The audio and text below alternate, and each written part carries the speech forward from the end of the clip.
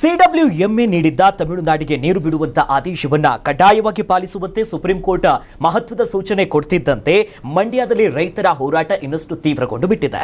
ನಮಗೆ ಕುಡಿಯೋದಕ್ಕೆ ನೀರಿಲ್ಲ, ನಾವು ಹೇಗೆ ನೀರು ಬಿಡೋದು ಅಂತ ಆಕ್ರೋಶವನ್ನ ಹೊರಗಾಕಿರುವಂತ ಮಂಡ್ಯದ ರೈತರು ಮಣ್ಣು ತಿಂದು ವಿನೂತನ ರೀತಿಯಲ್ಲಿ ತಮ್ಮ ಅಸಮಾಧಾನ ಹೊರಗಾಗ್ತಿದ್ರೆ ಇದಕ್ಕೆ ಸಂಬಂಧಪಟ್ಟಂತೆ ಹೋರಾಟಗಾರ ವಾಟಾಳ್ ನಾಗರಾಜ್ ಅವರು ಕೂಡ ಮಾತನಾಡಿದ್ದಾರೆ. ಅದು ನೋಡ್ಬರೋಣ.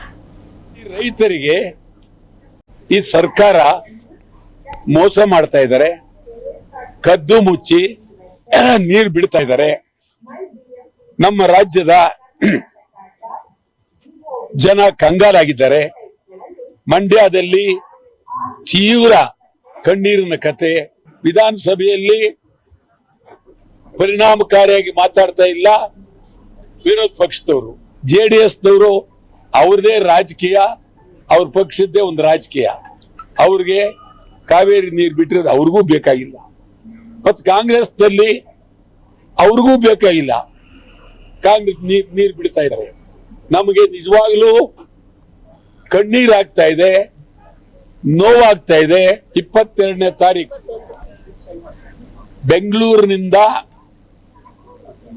KRS ಕೃಷ್ಣರಾಜ ಸಾಗರದವರೆಗೂ ಕನ್ನಡ ವಾಟ ಪಕ್ಷ ಮುತ್ತಿಗೆ ಆಗ್ತಕ್ಕಂಥ ಕಾರ್ಯಕ್ರಮ ಶನಿವಾರ ಬೆಳಿಗ್ಗೆ ಇಲ್ಲಿಂದ 11 ಗಂಟೆಗೆ ನಾವು ಬಿಡ್ತೀವಿ.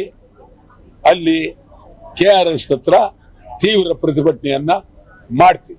ಇಡೀ ರೈತ ಸರ್, ನಮ್ಮಲ್ಲೇ ಈ ಸಂಕಷ್ಟ ಸೂತ್ರ ಅನ್ನೋದು ಮೊದಲೇ ಇಲ್ಲ. ಈಗ ಮಳೆ ಇಲ್ಲ, ಬೆಳೆ ಇಲ್ಲ, ರೈತರಿಗೆ ಸಮಾಧಾನ ಮಾಡೋ ಕೆಲಸ ಆಗಬೇಕು. ಅದು ಅದಕ್ಕೂ ಮುನ್ನವೇ ನಮ್ಮ ಮುಖ್ಯಮಂತ್ರಿಗಳು ಬೆಳೆ ಬೇಡಬೇಡ್ರಪ್ಪ, ಕುಡಿಯೋ ನೀರು ಮಾತ್ರ ಅಂತ ಹೇಳಿಕೆ ಕೊಟ್ಟಿದ್ದಾರೆ. ಈಗ ಮುಖ್ಯಮಂತ್ರಿಗಳು ಅನಿವಾರ್ಯ ಪರಿಸ್ಥಿತಿಲಿ ಇದ್ರೂ ಇರಬಹುದು. ಒಂದು ಸುಪ್ರೀಂನ ಸೂಚನೆ ಇದೆ, ನೀವು ನೀರು ಬಿಡಿ ಅನ್ನೋ ಕಾನ್ಸೆಪ್ಟಲ್ಲಿ ಏನೋ ಹೇಳ್ತಾ ಇದ್ದಾರೆ. ಇವತ್ತು ನಿರ್ವಹಣಾ ಪ್ರಾಧಿಕಾರವು ಕೂಡ ಅದನ್ನೇ ಪುನರುಚ್ಚರಿಸ್ದಂಗೆ ಇದೆ. ನೀವು 3,500 ಕ್ಯೂಸೆಕ್ಸ್ ನೀರನ್ನ ಪ್ರತಿದಿನ 15,000ಕ್ಕೆ ಏರಿಸ್ಕೊಂಡ್ಬಿಟ್ರು. ನೀವು ಎಷ್ಟು ಒತ್ತಾಯ ಮಾಡ್ತಿರೋ ನಾವು ಅದಕ್ಕಿಂತ ಹೆಚ್ಚುವರಿಯಾಗಿ ಮಾತಾಡ್ತೀವಿ ಅಥವಾ ಆದೇಶವನ್ನು ಕೊಡ್ತೀವಿ ಅನ್ನುವಂಥ ನಿಟ್ಟಲ್ಲಿ ಆ ಸಮಿತಿ ಮನ ಮಾಡ್ದಂಗಿದೆ. ಇವತ್ತು ವಿನೂತನವಾಗಿ ಹೋರಾಟ ಮಾಡೋದಕ್ಕೆ ಫೇಮಸ್ಸು ವಾಟಾಳ್ ನಾಗರಾಜ್ ಅವರು. ತಾವು ಇನ್ನೊಂದೇನೋ ಮಣ್ಣು ತಿನ್ನೋ ಮೂಲಕನೋ ಅಥವಾ ಕರ್ಲ್ ಹಿಂಡೋ ಮೂಲಕನೋ ಏನೇನೋ ವಿನೂತನವಾಗಿ ಮಾಡಬೇಕು. 22ನೇ ತಾರೀಕಿಗೆ, ಇದೇ ತಿಂಗಳ 22ನೇ ತಾರೀಕಿಗೆ ನಾವು KRS ಅಲ್ಲಿವರೆಗೂ ಹೋಗ್ತೀವಿ, ಒಂದು ಹೋರಾಟವನ್ನು ವಿನೂತನವಾಗಿ ಮಾಡ್ತೀವಿ ಅನ್ನುವಂಥ ನಿಟ್ಟಲ್ಲಿ ಮಾಡ್ತಾ ಇದ್ದಾರೆ. ಇದು ಎಲ್ಲವೂ ಕೂಡ ಹೋರಾಟಕ್ಕೆ ಸೀಮಿತ ಆಗುತ್ತೆ ಅಂತ ಅನ್ಸುತ್ತೆ. ಒಳಗೇನೆ ನೀರು ತಮಿಳುನಾಡು ಪಾಲಾಗ್ತಾ ಇದೆ ಅನ್ನುವಂಥ ಗುಮಾನಿ. ತಮಿಳುನಾಡಿಗೆ ಆದೇಶದಂತೆಯೇ ನೀರನ್ನ ಪ್ರತಿದಿನ ಹರಿಸ್ತಾ ಇದ್ದಾರೆ ಅಥವಾ ಇವರು ಗೊತ್ತಿಲ್ಲದೇ ನೀರನ್ನು ತಮಿಳುನಾಡಿಗೆ ಬಿಟ್ಟುಕೊಡ್ತಾ ಇದ್ದಾರೆ. ಯಾಕಂದರೆ ಈಗಾಗಲೇ ಒಂದಷ್ಟು ಮಳೆ ಕೆಲ ಭಾಗದಲ್ಲಿ ಆಗ್ತಾ ಇರೋದ್ರಿಂದ ಅಂಥ ಪರಿಸ್ಥಿತಿ ಏನು ಮುಂದಾಗಲಿಕ್ಕಿಲ್ಲ ಅನ್ನುವಂಥದ್ದನ್ನು ಹೇಳ್ತಾ ಇದ್ದಾರೆ. ಅಧಿವೇಶನ ನಡೀತಾ ಇದೆ, ಯಾರು ಸದ್ದು ಮಾಡ್ತಾ ಇಲ್ಲ. ವಿರೋಧ ಪಕ್ಷಕ್ಕೆ ಇದು ಎಂಥ ದೊಡ್ಡ ಅಸ್ತ್ರ ಆಗಿತ್ತು ಅಂತಂದರೆ, ಅರೆ ತಮಿಳುನಾಡಿಗೆ ನೀರು ಬಿಡೋದಕ್ಕೆ ನಿಮ್ಗೆ ಯಾರು ಕೊಟ್ಟರು, ನೀವು ಕರ್ನಾಟಕದ ಹಿತಾಸಕ್ತಿಯನ್ನು ಕಾಪಾಡಬೇಕು ಅನ್ನುವಂಥದ್ದನ್ನು 91ರ ಎಲ್ಲವನ್ನೂ ಹೇಳ್ಬೋದಾಗಿತ್ತು. ಯಾರು ಕೂಡ ಮಾತಾಡೋದಕ್ಕೆ ತಯಾರಿಲ್ಲ. ಬಂಗಾರಪ್ಪನವ್ರನ್ನ ನೆನಪಿಸ್ಬೋದಾಗಿತ್ತು, ಸುಗ್ರೀವಾಜ್ಞೆ ವಿಚಾರನ ಮಾತಾಡ್ಬೋದಾಗಿತ್ತು. ಯಾರು ಮಾತಾಡೋದಕ್ಕೆ ಮುಂದಾಗ್ತಾ ಇಲ್ಲ. ಕಾರಣ ಇಷ್ಟೇ, ಇವ್ರು ಯಾರಿಗೂ ಈ ವಿಚಾರದಲ್ಲಿ ಬೇಕಾಗಿರಲಿಲ್ಲ. ಯಾವುದೋ ಒಬ್ಬ ಶಿವಶಂಕರಪ್ಪನೋ ಅಥವಾ ಯಾವುದೋ ಒಂದು ವಿಚಾರದಲ್ಲಿ ನಾಗೇಂದ್ರನ ವಿಚಾರ ಎತ್ಕೊಂಡು ನಾಗೇಂದ್ರನ ವಿಚಾರನೇ ಹೆಚ್ಚಾಗಿ ಮಾತಾಡ್ತಾ ಇರುವಂಥದ್ದು. ಒಬ್ಬನ್ನ ತೆಗಿಬೇಕು ಅನ್ನುವಂಥ ನಿಟ್ಟಲ್ಲಿ ಇಡೀ ನಾಡಿಗೆ ಆಗ್ತಿರೋ ಸಮಸ್ಯೆಯನ್ನು ಮರೆತು ಬಿಡ್ತಾರಲ್ಲ ಇವರು. ಆಮೇಲೆ ಇವರು ಸ್ವಹಿತಾಸಕ್ತಿನೇ ಬೇರೆ ಕಡೆ ಇದ್ದಂಗೆ ಇದೆ. ಇವರಿಗೆ ನಾಡು ನುಡಿ ಜಲದ ವಿಚಾರದಲ್ಲಿ ತುಂಬ ಕಡಿಮೆ ಮಾತಾಡೋದು, ತುಂಬ ಕಡಿಮೆ ಹೋರಾಟ ಆಗೋದು.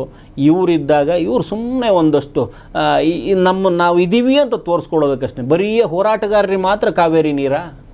ಬರೀ ಹೋರಾಟಗಾರರಿಗೆ ಮಾತ್ರನಾ? ಇವತ್ತು ಕನ್ನಡ ಪರ ಹೋರಾಟಗಾರರು ಮಾತ್ರ ಕಾವೇರಿ ವಿಚಾರದಲ್ಲೂ ಅಥವಾ ಬೇರೆ ಯಾವುದೇ ನದಿ ನೀರಿನ ವಿಚಾರದಲ್ಲಿ ಬಂದು ನಿಂತ್ಕೊಳ್ಬೇಕು ಅನ್ನುವಂಥ ಪರಿಸ್ಥಿತಿ ಇದೆಯಲ್ಲ, ಇದೇ ದುರಂತ. ರಾಜಕೀಯದ ನಾಯಕರುಗಳು ಸೇರಿದಂತೆ ಇವತ್ತು ಕನ್ನಡ ಚಿತ್ರರಂಗದ ಸ್ಟಾರ್ ನಟರುಗಳು ಎಲ್ಲಿದ್ದಾರೆ? ಇವರುಗಳಿಗೆಲ್ಲ ಪ್ಯಾನ್ ಇಂಡಿಯಾ ಕಾನ್ಸೆಪ್ಟಲ್ಲಿ ಹೋಗಿ ಇವರು ಯಾವ ಭಾಷಿಕರನ್ನು ಕೂಡ ನಾವು ಎದುರು ಹಾಕ್ಕೊಳ್ಬಾರ್ದು ಅನ್ನುವಂಥ ಮನಸ್ಥಿತಿಗೆ ಇವತ್ತು ಶಿವರಾಜ್ ಕುಮಾರ್ ಅದೇ ನಿಟ್ಟಲ್ಲಿ ಬಂದರು. ಒಂದಷ್ಟು ಇವತ್ತು ಮುಖಂಡತ್ವ ವಹಿಸ್ಕೊಂಡು ಕನ್ನಡದ ವಿಚಾರದಲ್ಲಿ, ನಮ್ಮ ಕಾವೇರಿ ವಿಚಾರದಲ್ಲಿ ಆಗ್ತಿರುವಂಥ ಅನ್ಯಾಯವನ್ನು ಪ್ರತಿಭಟಿಸಬೇಕಾಗಿತ್ತು. ಇಡೀ ಚಿತ್ರರಂಗ ನಿಂತ್ಕೋಬೇಕಾಗಿತ್ತು. ಆಗಿನ ಕಾಲದಲ್ಲಿ ಆಗುತ್ತೆ, ಈಗ ಯಾಕೆ ಆಗೋದಿಲ್ಲ?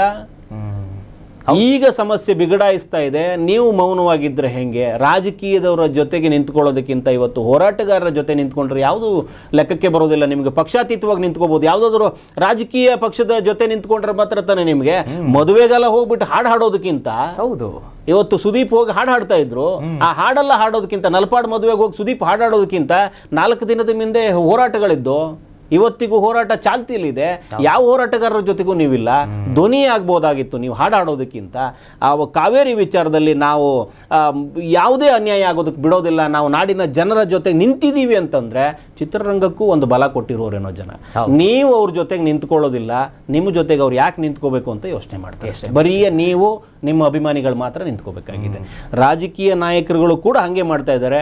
ಈ ಪ್ರತಿಪಕ್ಷಗಳು, ವಿರೋಧ ಪಕ್ಷದವರು ಇವತ್ತಿನವರೆಗೂ ಅದ್ರ ಬಗ್ಗೆ ಧ್ವನಿ ಎತ್ತುತ್ತಾ ಇಲ್ಲ. ಅಂತಂದ್ರೆ ಹೋರಾಟಗಾರ ವಾಟಾಳ್ ನಾಗರಾಜ್ ಅವರು ಅದೇ ಅವತ್ತು ಪ್ಲಾಸ್ಟರ್ ಹಾಕೊಂಡು ಕೂತ್ಕೊಂಡಿದ್ರಲ್ಲ, ಸೀಮಿತ ಆಗತ್ತಷ್ಟೇ. ಹೋರಾಟಗಾರರನ್ನ ಹತ್ತಿಕ್ಕುವಂತ ಪ್ರಯತ್ನ ಮಾಡಿದಾಗಲೂ ಕೂಡ ವಿರೋಧ ಪಕ್ಷ ಸುಮ್ಮನೆ ಕೂತ್ಕೊಂಡಿತ್ತು. ಅದು ವಾಟಾಳ್ ನಾಗರಾಜ್ ಅವ್ರ ಮನೆಗಾಗಿ ನಡೆದ ಹೋರಾಟ ಅಲ್ಲ ಅನ್ನುವಂಥದ್ದನ್ನ ಇವ್ರು ಯಾವಾಗ ಮನಗಾಣ್ತಾರೋ ಆವಾಗ ಕಾವೇರಿಗೆ ಒಂದು ಕಿಚ್ಚು ಹತ್ತುಕೊಳ್ಳುತ್ತೆ.